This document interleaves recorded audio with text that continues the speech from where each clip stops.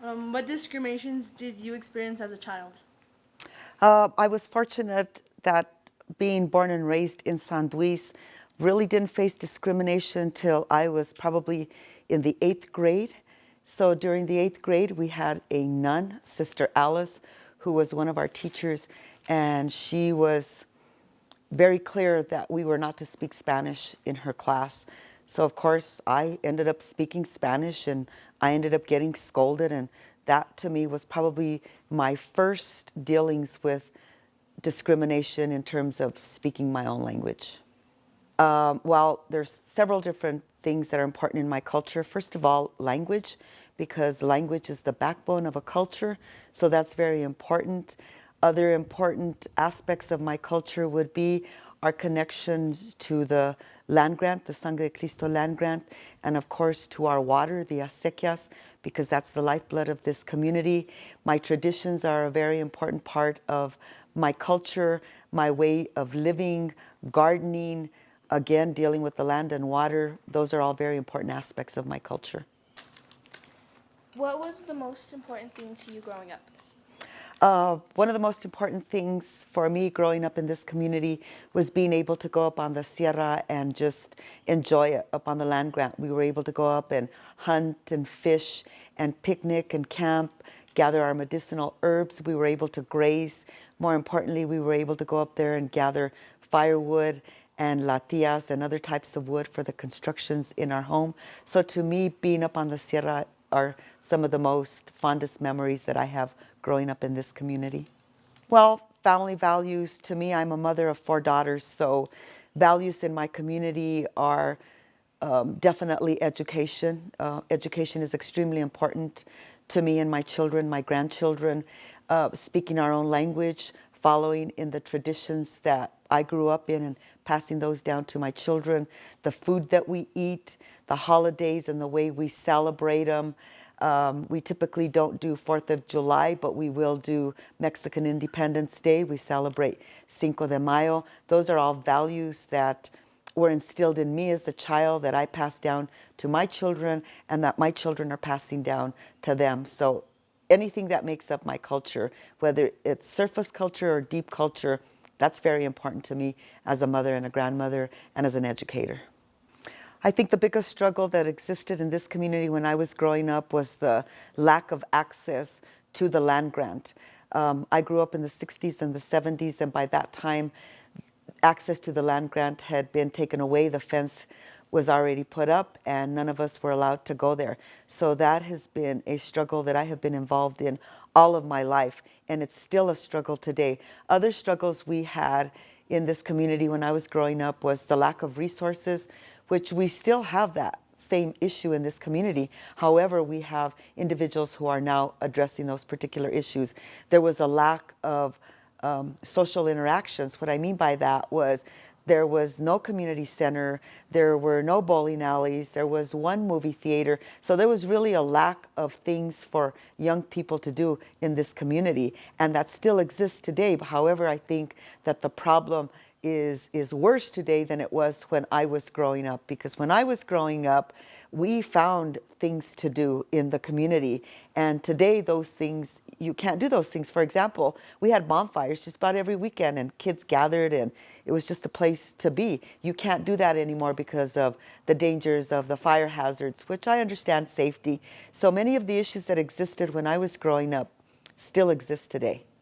Well, I think the drug issues in this community have certainly been exacerbated to the point where we have young people who are now involved in the hard drugs like the heroin, the crack, the cocaine. That was never an issue for me when I was growing up. Those drugs were around, but they were not in, we were not exposed to them as teenagers. We were not exposed to those hard drugs.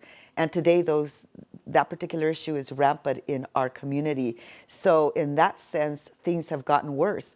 I think the fact that we don't have access to the sierra, there's no type of recreation, which is where we found it, was up on the sierra. Anything we did for recreation was there. So not having access to our land grant to the sierra, makes kids go and do things that are not positive and end up getting in trouble with the law, and then that takes them down a whole other road. So I think in terms of problems among our youth, I think they're worse today than they were when I was a teenager in this community.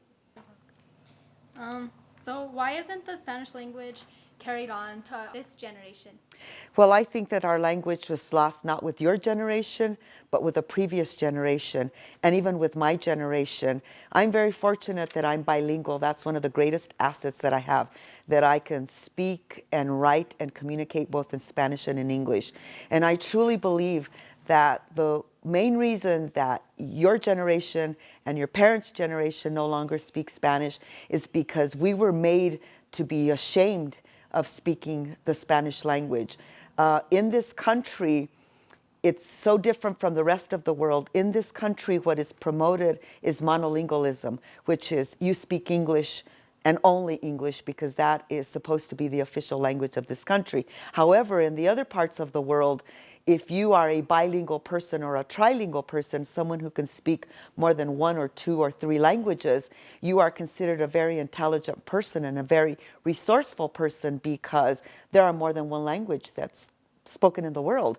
However, in this country, because of the racism that exists, we lost that. Let me give you an example. Many of our parents didn't teach us Spanish because they didn't want us to suffer.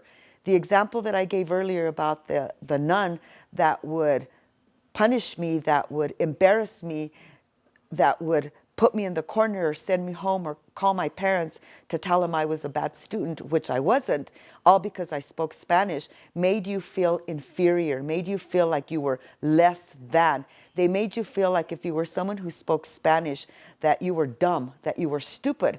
Well, it's quite the opposite. I've learned as an adult that the individual who can speak more than one language is worth the position of 2 people. Very true. So we were made to feel bad about speaking Spanish. We were punished. So parents stopped teaching us Spanish because they didn't want their kids to suffer, not knowing that by doing that, again, language is the backbone of a culture. When you take away a person's language, I compare it to a jellyfish. If you pull out the back of a jellyfish, you're just a jellyfish. You're out there, you don't have a backbone. And it's the same thing for those of us, for anybody that has lost their language. If you lose your language, then you start to lose the rest of your identity, your culture, your traditions, your foods, and you want to become like the macro culture, like the big culture in this country. So one of the worst things that ever happened to our people was that we lost that language. However, I don't think it's too late. Again, a person who can speak 2 languages is going to earn twice as much money in any profession. They're going to be valued as 2 individuals because you can communicate in 2 different languages, so you can go all over the world. And in particularly language, many of us believe that English is the #1 language spoken in the world when it's not. It's really Spanish. So it's to our advantage to start teaching our kids. The other reason that we lost our language is because schools don't teach Spanish.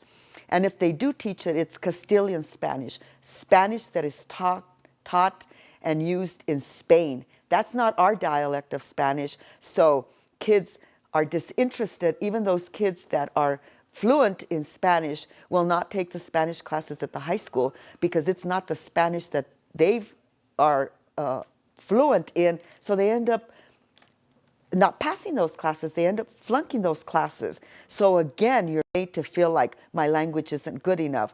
So I put the blame both on our families who did it to protect you, but I really put the blame on public education that doesn't value a person being bilingual, or at least they didn't in my generation, and it still holds true for your generation.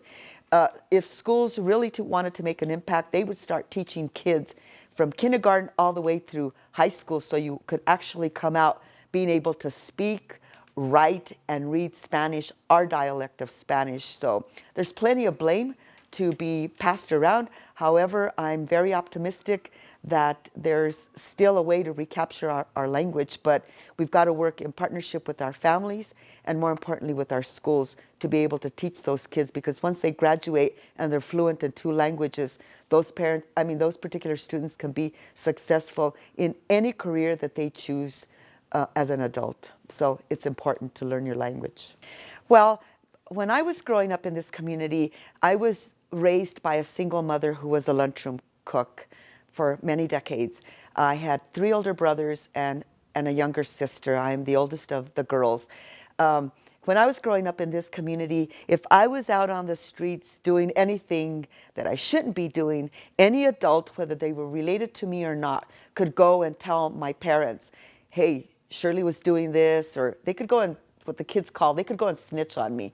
But today that doesn't happen. As an individual who has worked on dropout prevention, I have done many thousands of home visits.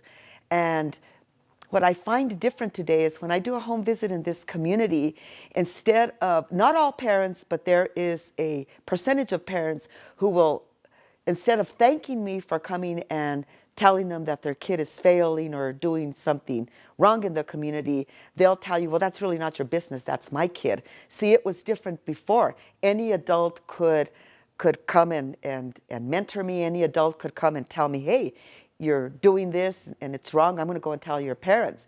You try to do that to parents and they're not very welcoming. It's like, hey, that's my kid, it's my business, you stay out of it. So that's a big change. I believe in the concept that it takes a village to raise a child. I still believe that. And it still holds true today. However, because of parenting skills, or the lack of parenting skills, I should say, parents aren't very welcoming with that. So I still believe that it takes a village to raise a child, and because the influences, the negative influences out in the community, that verbiage holds even more true today. So things have really changed, but like I said, I'm still very positive. We have very good kids in this community, and with good programs and good role modeling and good mentoring, we could go back to the days when I was a young person, and that is that every adult in the community cares about the kids and gets involved with the kids so that the kids can have a successful career, whether they choose to stay in San Luis or whether they choose to go out in the real world. You still need those life skills to be able to be a good, productive, caring, and giving adult. Why is the cultural land important to you? Well, culture is what gives you your identity. My language, the color of my skin, my accent, the way I live my life, the foods that I eat, the holidays that I celebrate, my political thoughts, that is my culture. Culture is the way you think, feel, and act. So if I didn't have my culture, how would I think? How would I feel? How would I act? So my culture gives me a true sense of identity, and it's even more important because I am a woman and I am a woman of color. So for me, culture is important because it gives me 100% of my identity. I love this community. You know, I was born and raised in this community, and I have very good, fond memories. There are good people in this community. I love the community. I love the people. But what really drew me back to this community was 2 things: the youth and the land grant issue. I have been involved in the land grant issue since I was 20 years old. So for the last 40 years, the land grant issue has consumed my life. Getting access to that land grant, getting access for your generation is very, very, very important to me, because it's that mountain that sustains this community. This community wouldn't exist if it wasn't for the resources on that mountain. And that legal case, that struggle is still ongoing, so I still want to be a part of it. And I also came back because my background is in dropout prevention, and I'm an ethnic studies teacher. I have been for more than 2 decades. So coming back to this community, every summer I would come back, and then once a month to do my land grant meetings. You know, you notice what's happening with the kids. You notice the deterioration in your community. I have hope in youth. I always have. It is your generation that is going to create the positive or negative changes in this world, in this state, in this country, in this community. So when I look at the kids in this community and I see the lack of things to do, I see the lack of resources, I see the lack of positive programs that are going to make your generation good, productive citizens, I wanted to be a part of that. I have the skills and the knowledge to work with young people, and I'm still mobile and somewhat sane, although some people might argue that. I wanted to come back and really give back to this community because I see the untapped potential that exists in this community. There are youth in this community that have so much talent and skills, but it goes unnoticed, it goes untapped.